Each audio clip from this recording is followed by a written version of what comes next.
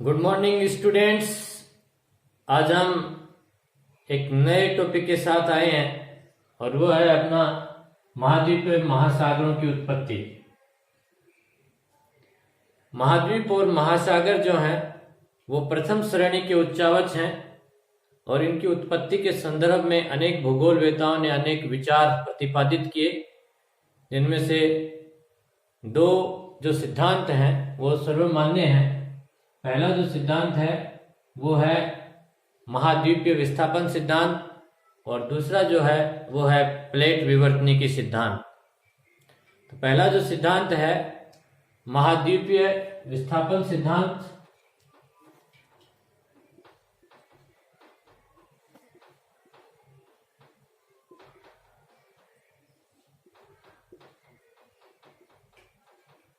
इस सिद्धांत के संदर्भ में सबसे पहले 1620 में फ्रांसिस बेकन, उसके बाद में 1885 ईस्वी में स्नाइडर महोदय और 1910 ईस्वी में F.G. टेलर महोदय ने अपने विचार प्रस्तुत किए। लेकिन 1912 ईस्वी में वेगनर महोदय ने सर्वप्रथम इसको सिद्धांत रूप में प्रतिपादित किया। वेगनर महोदय जो थे ये एक जलवायु वेता थे और ये भूतकाल में जो जलवायु परिवर्तन से उत्पन्न जो समस्याएं थी उनको जानने के इच्छुक थे। तो इसी संदर्भ में इन्होंने पाया कि मरुस्थल जो है वहां पे इन्होंने हिमावरण देखा। मरुस्थल में हिमावरण,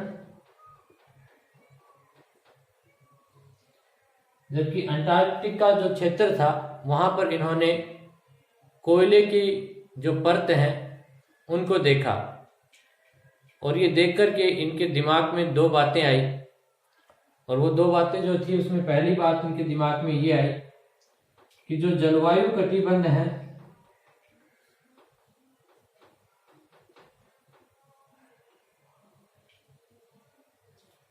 वो गतिशील रहे होंगे और स्थल खंड जो है वो स्थिर रहे होंगे। और दूसरी जो बात थी वो इनके दिमाग में ये आई कि स्थल खंड जो है वो गतिशील रहे होंगे तथा जलवायु कटिबंध जो है वो स्थिर रहे होंगे।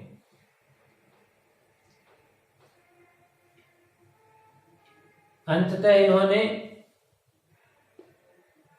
जो दूसरी संकल्पना थी, विकल्प था दूसरा, उसको आधार मानते हुए, दूसरे विकल्प को आधार मानते हुए उन्होंने परिकल्पना जो थी वो प्रतिपादित की। और इसके आधार पे इन्होंने बतलाया कि जो कार्बोनिफेरस जो युग था उस समय जो है पृथ्वी पर समस्त जो स्थल खंड है वो एक जगह पे समाहित था, जैसे यूरेशिया,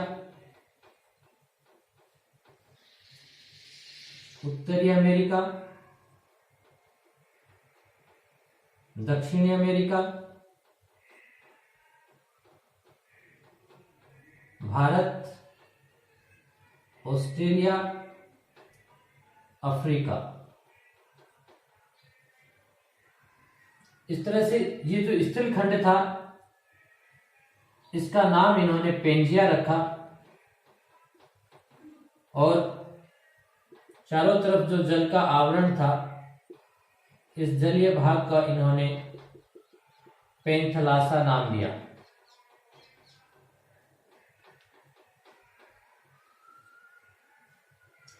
और इन्होंने बतलाया कि ये जो स्थलीय भाग है पेंजिया, इसको इन्होंने सियाल स्तर बतलाया, और ये जो महासागरीय तल जो है पेंट्रासा भाग, इसका नाम इन्होंने सीमा दिया। और इन्होंने बतलाया कि सीमा जो है इसके ऊपर जो सियाल है वो तैरते हुए रूप में पाया जाता है। इसके बाद ट्रायसिक जो युग है, इस ट्रायसिक युग में ये जो एक रूप में स्थलखंड भाग था, इसके बीच में विस्थापन हुआ, और ये जो था ये दो खंडों में विभाजित हो गया, और इसके मध्य जो भूसंगति थी इसका नाम इन्होंने टेथिस सागर दिया, और दक्षिण वाला जो भाग था, खंड था, इसका नाम इन्होंने गोंडवाना लैंड रखा, और उत्तर वाला जो भाग था इसका नाम अंगारा लैंड या लोरेंसिया क्षेत्र इसको बतलाया।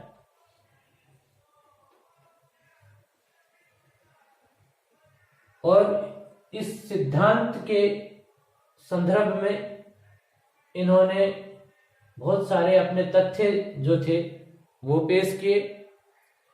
इस सिद्धांत को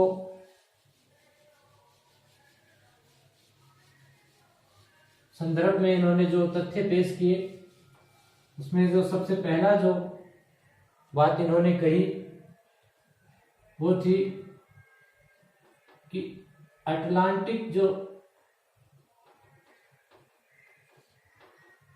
महासागर है वहां पे यदि अब जो भूभाग है उसको यदि निकट लेकर के आएंगे तो वो जिगसा फिट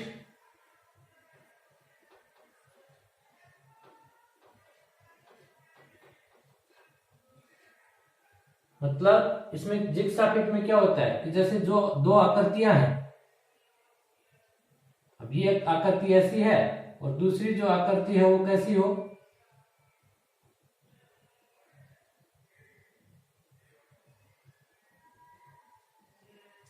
इनको पास पास लेकर के आएंगे तो ये आकृति इसके अंदर फिट हो जाएगी।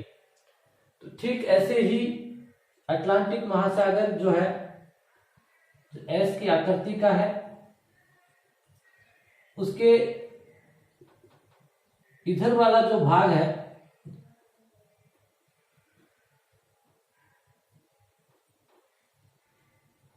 जैसे ये आपका अटलांटिक महासागर हो गया, और इसमें यहां पे जो है ये जो पश्चिमी अफ्रीकन जो उभार है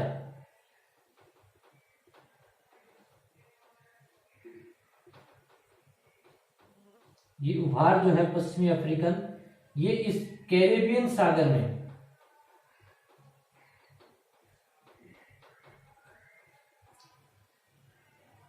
और दक्षिण अमेरिका का ये जो उत्तरी पूर्वी भाग है, दक्षिणी अमेरिका का उत्तरी पूर्वी जो भाग है ये वाला, ये इस गिन्नी की खाड़ी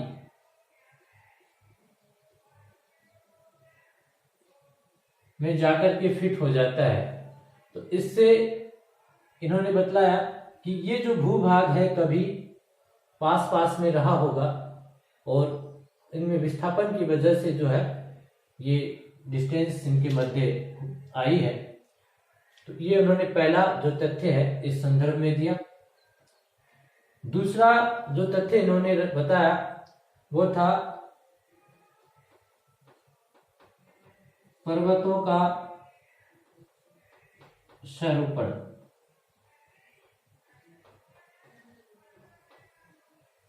जो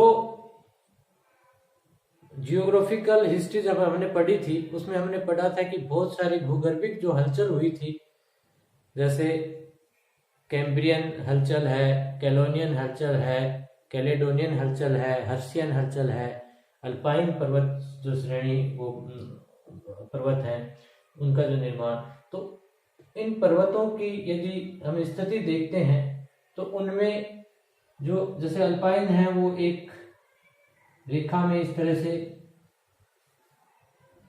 पास पास में मिलेंगे,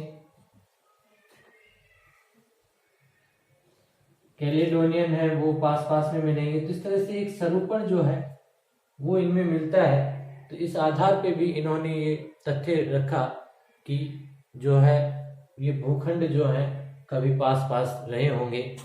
इसके अलावा नवीन मोरदार जो पर्वत हैं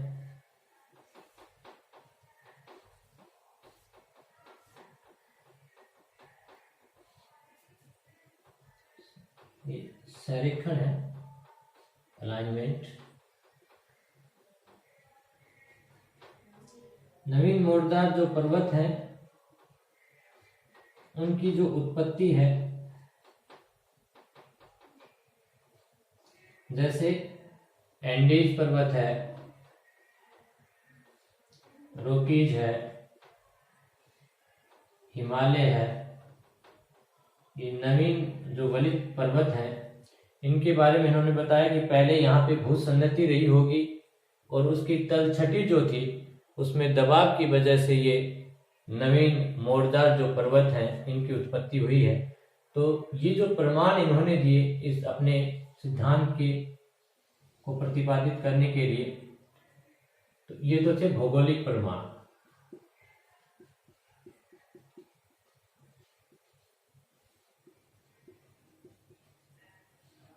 इस संदर्भ में भौगोलिक जो प्रमाण इन्होंने दिए, जिग्सा फिट वाला दिया, पर्वतों का संरेखण का दिया और नवीन मोरदार जो पर्वत है उनकी उत्पत्ति का, ये भौगोलिक जो प्रमाण जो तथ्य हैं ये इन्होंने प्रस्तुत किए। उसके अलावा दूसरा प्रमाण जो इन्होंने दिया भूगर्भिक प्रमाण।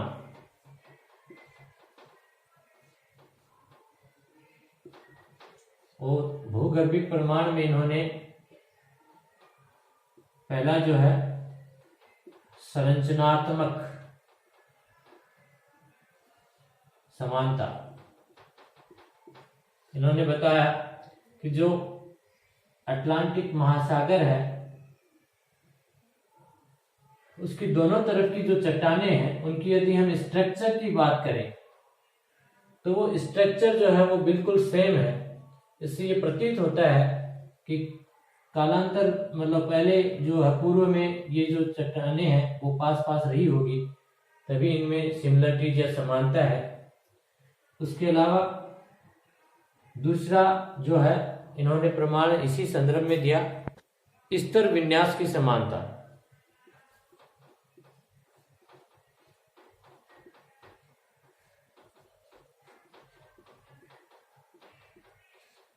स्ट्रक्चर में तो एक जैसी थी ही, इनकी यदि हम चट्टानों की परत देखें, जैसे मान लो ये परतदार ये है, तो जैसे यहाँ पे जो परत थी वो सेम परत यहाँ पे, स्तर जो है यहाँ पे जो परत थी यहाँ पे परत हो गई, यहाँ पे जो सेम परत थी यहाँ पे हो गई। तो इस तरह से संरचनात्मक समानता भी थी और इनकी स्तर विन्यास की जो है वो भी समानता थी। तो इससे भी यही प्रतीत होता है कि भूतकाल में कभी ये जो चट्टानें हैं वो पास पास रही होगी। तो ये दूसरा प्रमाण इस संदर्भ में इन्होंने भूगर्भिक जो प्रमाण है वो प्रस्तुत किया। और तीसरा जो प्रमाण इन्होंने दिया वो दिया इन्होंने भूत ज्यामितीय प्रमाण।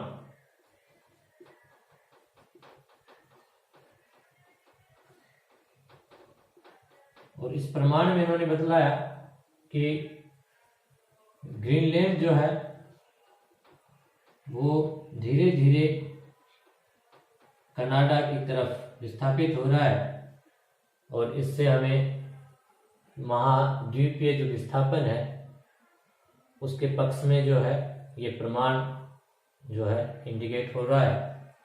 चौथा जो प्रमाण इन्होंने दिया इसी संदर्भ में वो था जैविक प्रमाण जो है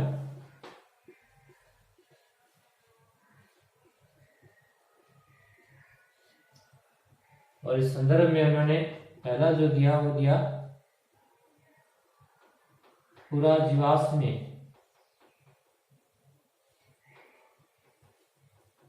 समानता। ये अटलांटिक महासागर के दोनों तरफ की जो चट्टानें थी, इनमें जो जीवाश्म मिले उनमें भी सिमिलरिटी मिली। तो इस आधार पर भी इन्होंने कहा कि ये पास पास जो है कभी रही होंगी। उसके अलावा दूसरा जो इन्होंने बिंदु रखा वो रखा जैव स्वभाव या जीव स्वभाव। और इसके संदर्भ में इन्होंने बात रखी कि नॉर्वे के अंदर जो है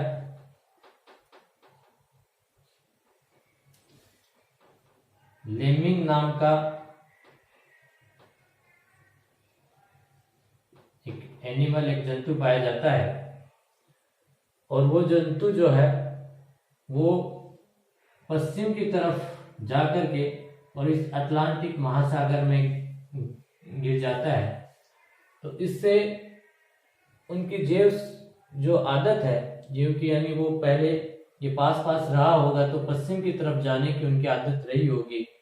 तो ये इस संदर्भ में भी इन्होंने ये बिंदु रखा जैविक प्रमाण के रूप में कि जीव जो स्वभाव है वो चेंज जल्दी से नहीं होता है उसका नेचर। तो इसलिए वो जो है बार बार में ये पश्चिम दिशा की तरफ जो है वो आ रहे हैं। पांचवा जो प्रमाण इन्होंने दिया, पूरा जलवायु जो प्रमाण है, पांचवा जो प्रमाण इन्होंने दिया वो दिया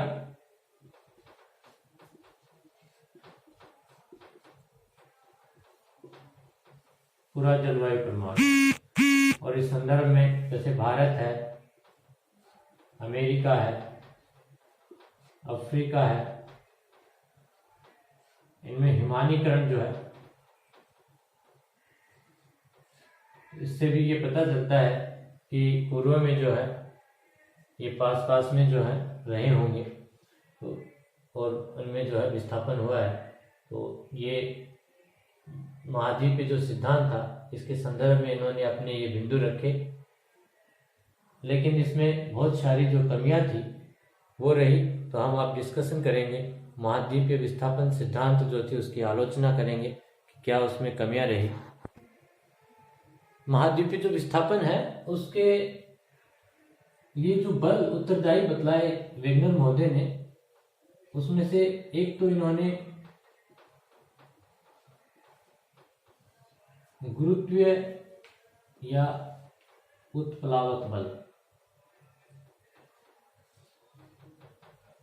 गुरुत्वीय बल जो है वो नीचे की तरफ आकर्षित करता है, जबकि उत्प्लावक बल जो है वो वस्तु को या कोई भी खंड है उसको ऊपर की तरफ जो है ले जाने के लिए मदद करता है। तो गुरुत्वीय और उत्प्लावक बल जो है वो बतलाए। जबकि दूसरा जो है इन्होंने ज्वारीय बल, जो कि अमेरिका के पश्चिम की तरफ जो मोमेंट हुआ है, गति हुई है, उसके लिए इन्होंने ज्वारीय जो बल है उसको उत्तरदायी बतलाया। इस तरह से दो बल जो हैं वो इनके विस्थापन के लिए जो है उत्तरदायी बतलाया वेगनर महोदय ने। हम इनकी आलोचना की बात कर रहे थे। तो पहली जो आलोचना है वो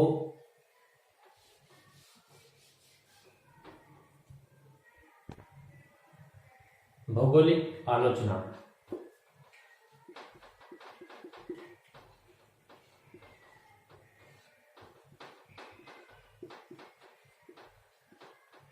इसमें पहली बात जो इन्होंने बतलाई थी जिग्सा फिट वाली। तो जैसे हम इनको पास पास लेकर के आते हैं तो हम देखते हैं कि यहाँ भी जो है लगभग 15 डिग्री का जो है डिफरेंस इसके बीच में रह जाता है। तो कुछ थोड़ा बहुत जो है ये डिफरेंस है, इसके बारे में ये बतला नहीं पाए। दूसरी जो बात है वो ये जो अटलांटिक महासागर है इसकी अटलांटिक मध्य कटक,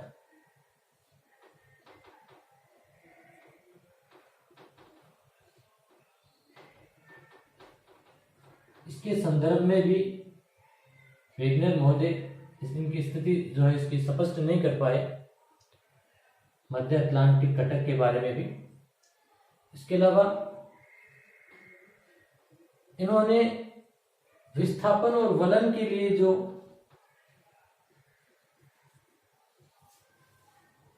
स्थितियां बतलाई वो परस्पर अपने आप में एक विरोधाभासी हैं। जहां वलन जो पर्वत हैं उनकी उत्पत्ति का कारण ये एक तलछटी के लिए बता रहे हैं, वहीं विस्थापन के लिए ये सीमा जो है उस पर सियाल का तैरना बता रहे हैं। तो दोनों ही जो स्थितियां हैं वो परस्पर विरोधाभासी हैं और इसके संदर्भ में भी ये कुछ तथ्य जो है वो नहीं दे पाए। तो ये भौगोलिक आलोचना, ये भूगोल इस तरह से इनकी ये थोड़ी कमियां रही थी। उसके बाद हम बात करें, दूसरा है भूगर्भिक आलोचना।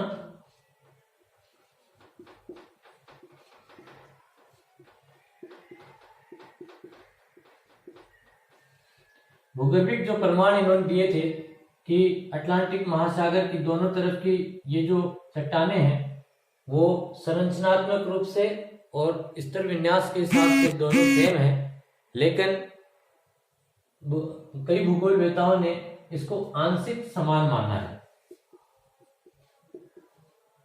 आंशिक समानता है, इसके संदर्भ में भी इनकी जो थ्योरी है उसकी ये आलोचना की गई। उसके बाद हम बात करते हैं भूगणितीय जो आलोचना है।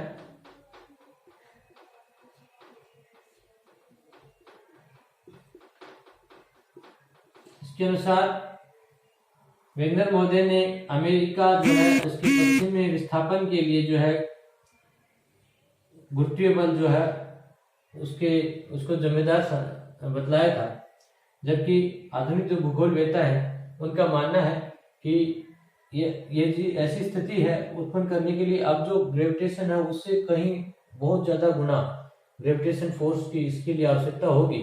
और यदि वो उसको संभव मान भी लिया जाए कि इतना ग्रेविटेशन फोर्स है, तो यदि इतना ग्रेविटेशन फोर्स होगा तो उससे पृथ्वी की जो परिभ्रमण गति है वो प्रभावित होगी। तो ये भूगणितीय आलोचना भी इसके संदर्भ में की गई। उसके बाद में जैविक जो आलोचना है,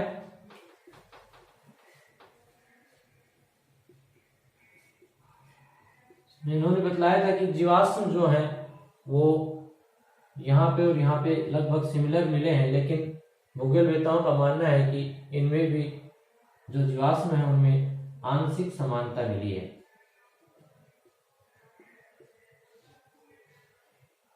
उसके बाद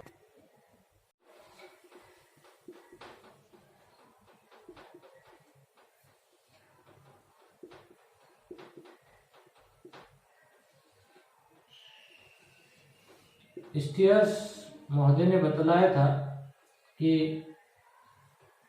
उत्तरी पश्चिमी अफ्रीका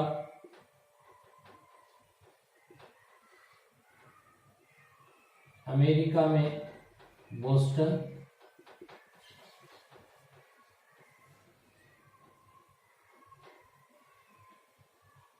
ये कुछ क्षेत्र हैं जिनके अंदर हिमयुगीन निक्षेप मिले हैं और इसमें वेगनर महोदय का जो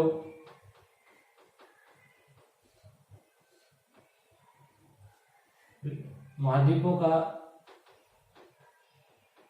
रिकंस्ट्रक्शन पुनर्संगठन जो है वो इनकी स्थिति को स्पष्ट नहीं कर पाया। इस तरह से बहुत सारी इसमें कमियां जरूर रही, लेकिन ये जो सिद्धांत है वो आगे जो प्लेट विवर्तन की सिद्धांत है उसका एक आधार जो है वो इन्होंने तैयार किया। तो इस तरह से ये जो महाद्वीपीय सिद्धांत वेगनर महोदय ने दिया, ये इनका काफी अच्छा इस संदर्भ में प्रयास था।